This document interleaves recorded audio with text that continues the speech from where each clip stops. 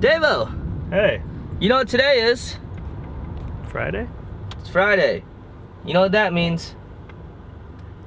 Happy almost weekend? It's almost adoption day! It's not quite there yet. It's tomorrow. No, it's gonna be Saturday. tomorrow. But when you guys see this, it'll be adoption day. We don't film on the day of. No. Usually. That's movie magic for you. Magic. Yeah. So, happy adoption day to you guys. I am Brett. That is Davo. That's the brand new Domino's that just appeared in Fenton like overnight. Like seriously, they renovated that thing in like no time. It was real weird. Welcome back to Yes, We're Adopted. Don't make it weird.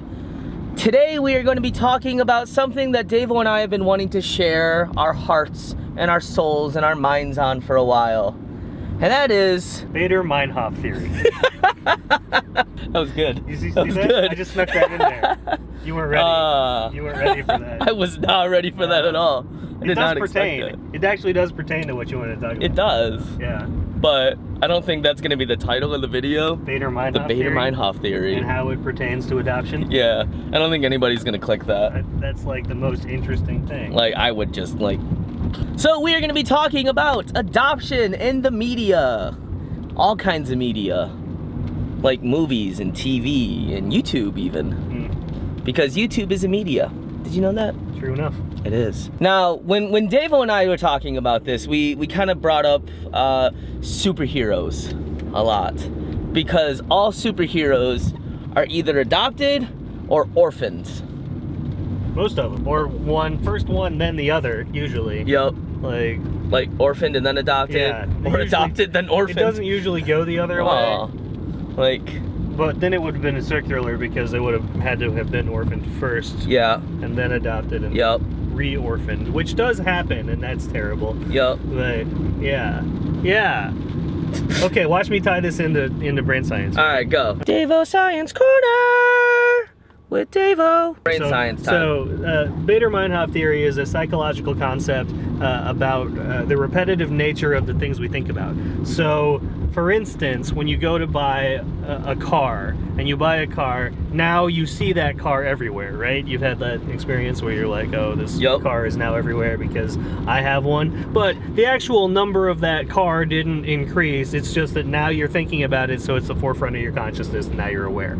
It hasn't been until the last couple of years that we've really studied and poured into this whole adoption thing, this adoption content, that adoption is freaking everywhere. Like, everywhere. It's everywhere. We see it all the time, and it's in media, and it's like, I mean, you know, we walk around now, and I see kids that I'm sure are adopted, but of course you don't. You can't ask. Because that's terrible. You can't ask them. Right? Hey, little kid, you adopted? Are you? I'm adopted? Oh, no. In all of that, the more you spend thinking about a subject, the more often you see the subject. And so now, we've been a part of this adoption world really thinking about it for the last couple of years, and the prevalence of adoption in the media and adoption really in entertainment, right? Like is everywhere, and it's interesting to see just how sometimes accurate, and sometimes really way off, way blown out of proportion. The whole concept is. So like my favorite one by far, because you know, I just kind of relate to him on a personal level, is Loki. Like, I love Loki. But, you know, like, Thor's reasoning for, you know, him, I don't know, wanting to save his brother, yet he's evil and all this other stuff, is because he's adopted. You know, that one scene, which I'm just going to play right here because I don't remember the words. I don't think we should be focusing on Loki. That guy's brain is a bag full of cats. You could smell crazy on him. Have care how you speak. Loki is beyond reason, but he is of Asgard, and he is my brother. He killed 80 people in 2 days. He's adopted. And that comes up in like all the Thor movies. Like him being adopted comes up in like all of the Thor movies. He has a complex. Like, Loki he does have a complex. And adoptees often have a complex. Yeah. It's not usually, I mean, we don't typically have magic powers to speak of. To speak of in public. Yes. the other thing about adoptees is we don't get caught. Yeah, we don't. So that's what's inaccurate about that whole film franchise. But we are very charismatic at times when we need to be, and then very brooding and mischievous, and we can put on a poker face like nobody else. It's interesting that so many of the spies are orphans, right? Like the James Bonds of the world, and like a lot of these movies about spies are, kids that are orphaned and then raised as to become this like thing, this crazy spy force or whatever. A lot of that is actually accurate just based on the adoptee propensity for adaptation. Yup. So we adapt very well to new situations, which is genetic because we have to. It's a coping mechanism because we don't see genetic mirrors everywhere, and so we in our families, and so we start adapting to traits that would not necessarily be natural to us, which makes for excellent spies. Devo Science Corner! Yeah, it does. So I'm a real good spy. Nobody knows that I'm a spy. maybe we're spies now. Yeah, and we are. Just don't tell anybody. I feel like putting that on the channel is like, hey, nah, man. Hey, we're spies. Hide in plain sight? Is that? Yeah, that's what it is. Yeah. So, according to Wikipedia, Walt Disney's second daughter was adopted. Yeah, she was. And if that's true, which I mean, everything on the internet is true, right? Yep, everything. Like, go watch all Disney movies now and see just how prevalent that whole theme is. Yep. Let's go do it right now. Go watch. We'll All wait. of them. We'll sit here and wait. So the #1 most searched adoption topic on YouTube and on the internet is these adoption stories of parents asking their kids to be adopted, or kids asking their parents to adopt them. Oh, like step. Yeah, like, Fathers. hey, stepfather, Or, will you adopt me? That's so creepy. And, Will you adopt me? That made it worse. So it's a no? It's a no, Ghost Rider. No. Sorry guys, join us next time when Davo might adopt me. But that is like the #1 thing that people search for is these adoption stories, these feel-good moments of adoption. Very fuzzy. It is. It's real fuzzy, right? It's super cute when the little kid goes up to the parent and be like, hey, will you adopt me? Here's the paperwork and everything, and blah, blah, blah. It's Christmas gifts or birthday gifts or stuff like that. And this is like, like the depiction of adoption to a lot of people, though. Mm-hmm. This is like the first introduction to adoption is, like there's these all warm, good, fuzzy feeling moments when, dude, adoption is hard sometimes. Right. Like, it is rough. It's interesting because in every one of those scenarios, both parties had a choice. Yeah. And in most scenarios, that's not true. No.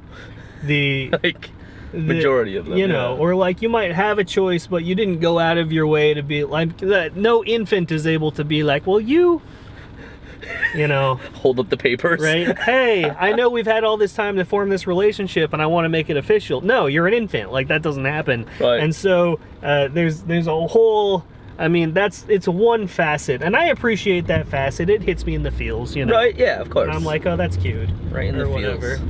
But because I'm human. But at the other side of that, there is so much that I think focusing on that one attribute does a disservice to. Mm-hmm. Which is to say, oh, everybody can totally adopt and blah blah blah, because look at all these fuzzy stories and all this stuff, and which isn't to say that any story doesn't have its fuzzy moments. Right. But speaking of fuzzy moments, did you guys see where we're at? Did you see that sign? Fuzzy moments. Oh, I just ordered Dave Thomas's biography. I'm gonna read that. Oh, good. Yeah, this should be pretty good. Let everybody know how it is. I'll let you know. Every one of the movies about adoption ends in like this triumph. Oh yeah. Or orphans, always. They always overcome, and they always and which isn't to say that they can't, and we shouldn't attempt to, right? Like that should be what we do. But there's also a huge population that totally just freak out and lose their crap. And I know a few of them. Yeah. That have freaked out and lost their crap. And that's rough. Yep. And I don't know, like, I don't really have a commentary on that, but it's also like, is the media setting this unrealistic expectation? Which is always true, right, of everything. But in the adoption realm, has even popular media, being, you know, movies and music and all these things, have they set an unrealistic expectation for adoptees, for the most part, that you're going to overcome your orphanings and become these, you know, superhero-esque people. Yeah. Which I'm not going to say is impossible, but also, like, did we just bypass you can be happy? Right. Like, there is so much work that has to go into it. There's so much internal thinking that has to go into it, and conversations that have to go into being a happy adopted adult. You know, it's not just something that's like, poof, it's there. Hey, we made it. Congratulations. Once you're 30 years old, it's done. It was about the time that I started figuring that out, but right. I mean, again, it's a lot of... You had to go through a lot of crap. A lot of stuff you gotta think through, and still do. Yep. But you know, there's way more than we're ever gonna cover in one little video. But as it comes to adoption in the media, it's prevalent and it's there, and if you're looking for it, you're gonna find it.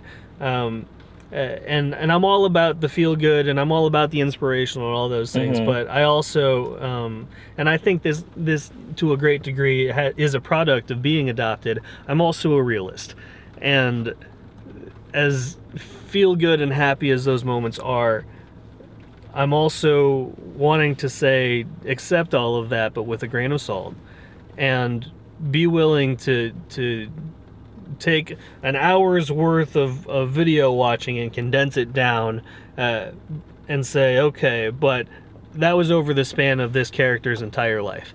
And that's where we are now, is that if you're going to mature, and if you're going to grow, and if you're going to come to a place of contentment, it requires all of the stuff that they put into the montage. Like, all the movies have the montage of the, you know, they do the thing and they do, but like, if you think about it, that's years worth of stuff condensed down into one bit.